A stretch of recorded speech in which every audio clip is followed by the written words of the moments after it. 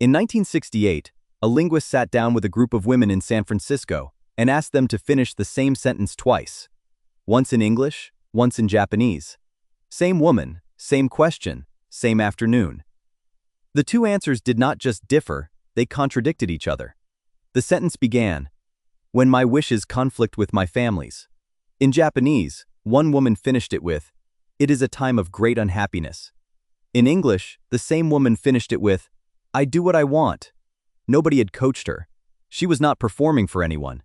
She simply reached for the end of the sentence, and the language she was speaking handed her a different one. The linguist was Susan Irvin Tripp, and she kept finding this everywhere she looked.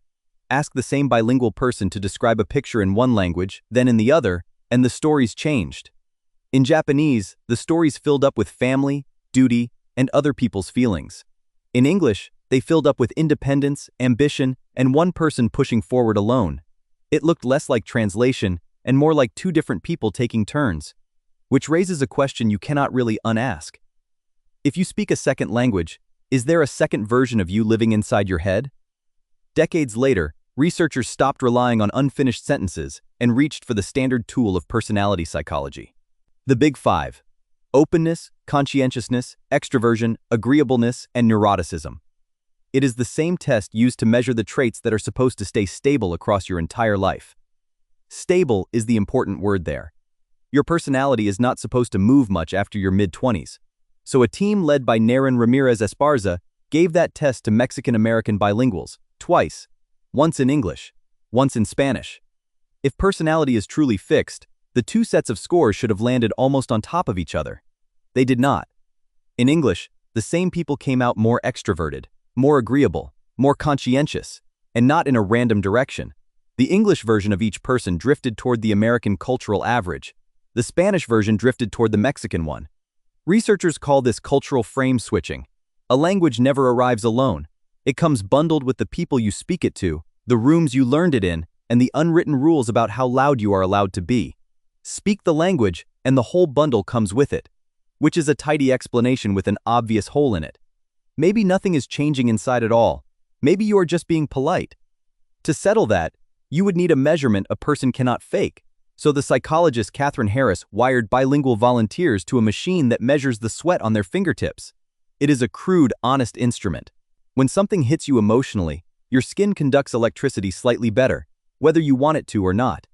Then she read them words, neutral words like table and door, then insults, then taboo words, the kind you would be embarrassed to say at a family dinner. And then the strangest category of all, childhood reprimands. Ordinary scoldings, the sort every parent says, "Don't do that, shame on you, go to your room." In their native language, the needle jumped. Words a grown adult had not heard since childhood set off a physical alarm in a quiet laboratory. In their second language, the same words landed noticeably softer. Same meaning, same insult, same shame, less body. This is the part almost every bilingual person recognizes instantly. Swearing in a foreign language is fun. Swearing in your first language still feels slightly dangerous. Saying "I love you" in a language you learned at 20 is a sentence. Saying it in the language your parents used is a decision. The words you learned as a child were installed while a child's nervous system was attached to them. The words you learned later came in through a classroom, and a classroom does not leave marks on your body. Therapists have a name for what this makes possible. They call it the detachment effect. A bilingual patient who cannot get near a painful memory in their first language can sometimes walk straight up to it in their second. The second language works like a pair of oven gloves. You can pick the thing up without being burned by it. So a second language is not a weaker copy of the first. It is the same information, arriving with the emotional volume turned down. And that turns out to change something far bigger than swearing. At the University of Chicago, Boaz Kezar handed people one of the most famous problems in philosophy. A runaway train is heading toward 5 workers who cannot get out of the way. You are standing on a footbridge above the track, next to a very large stranger. Push him off and his body stops the train. 5 people live, 1 person dies, and you are the one who pushed. Almost everybody says no. They can do the arithmetic, and they refuse anyway, because the thought of shoving a human being off a bridge is physically repulsive.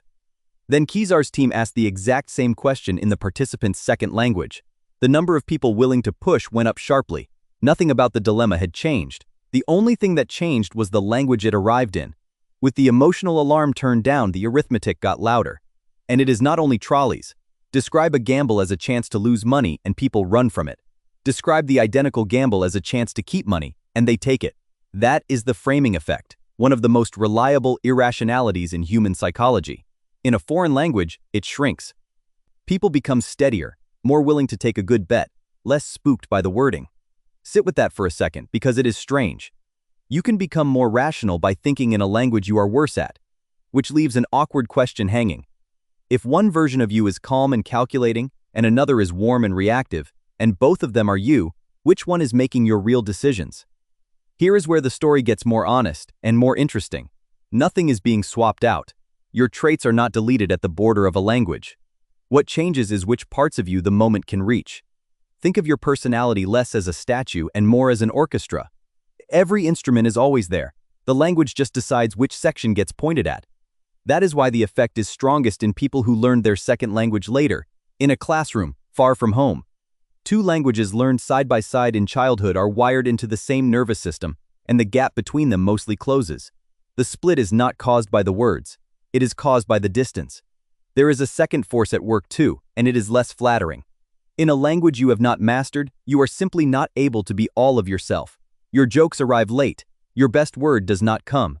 The precise, funny, slightly sarcastic thing you would have said gets replaced by the nearest sentence you can actually build. So you come across as more serious, more literal, sometimes colder. And people respond to that version of you. They treat you like the quieter person you appear to be, and you adjust to how you are being treated. The change starts as a limitation and quietly becomes a habit. It shows up in the body as well. Bilinguals often shift their pitch, their gestures, even how much space they take up, the moment they switch. None of this means language traps your mind. There is an old and very sticky idea that the language you speak decides what you are capable of thinking. In its strong form, that has been picked apart for decades. You do not need a word for something in order to notice it.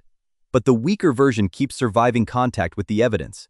Russian has two separate basic words for light blue and dark blue, and Russian speakers are measurably faster at telling those two shades apart. Some Aboriginal Australian languages have no words for left and right, only north, south, east, and west. Their speakers keep a running compass in their heads at all times, indoors, in the dark, without any effort at all. Language does not build the walls of the mind. It just keeps nudging your attention toward whatever it makes easy to say. So, does another language change your personality? The measurements say yes, repeatedly, and in the same directions. Your warmth moves. Your appetite for risk moves. Your moral judgments move. But the more useful way to read all of this is backwards. The reason a language can shift you is that you were never one fixed thing to begin with. You already have a version of yourself for your mother, another for your boss, and another that only appears at 2 in the morning with old friends. A second language is an unusually powerful version of that same switch because it hands you a whole different set of memories, rules, and emotional wiring at once. Charlemagne supposedly said that to have another language is to possess a second soul. It is a beautiful line, and it is slightly wrong. You do not get a second soul. You get a second door into the one you already had. And most people never find out how many rooms are back there, because they only ever knock in one language,